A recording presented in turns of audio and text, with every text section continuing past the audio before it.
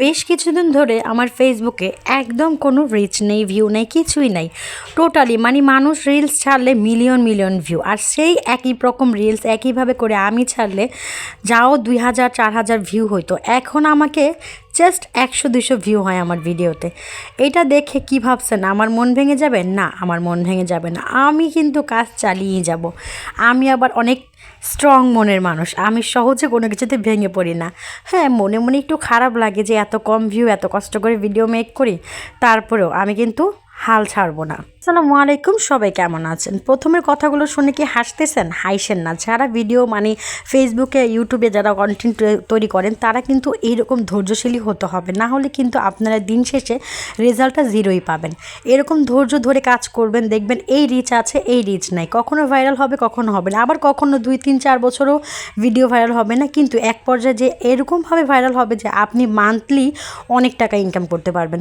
তো এরকম মানে মনের বল নিয়ে তারপর ফেসবুকে বা ইউটিউবে কাজ করলে একদিন না একদিন সাকসেস ঠিকই হবে। আর আমার মতো এরকম স্ট্রং মনের মানুষ হতে পারলেই পারবেন ফেসবুক বা ইউটিউব থেকে ইনকাম করতে। আমি কিন্তু বেশ 2 বছর হয়ে যাচ্ছে আমি ফেসবুকে ভিডিও মেক করতেছি, আমার একটা ভিডিও ভাইরাল হয়নি, কিন্তু আলহামদুলিল্লাহ আমি কিন্তু অলরেডি প্রত্যেকটা সেট আপ পেয়ে গেছি।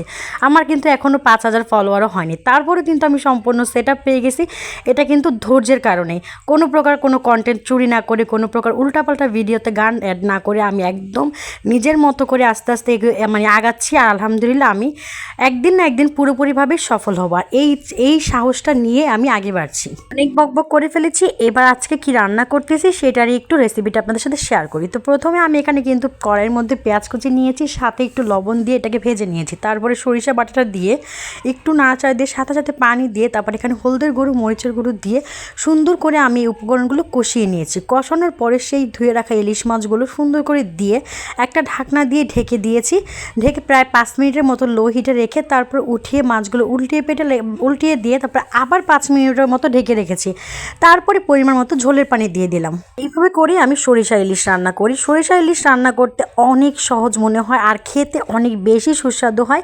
আর আজকের রেসিপিটা আমি রাত্রে রান্না করেছি, তাই ভিডিওর কোয়ালিটি একটু অন্যরকম, প্লিজ ইগনোর করতে চেষ্টা করবেন।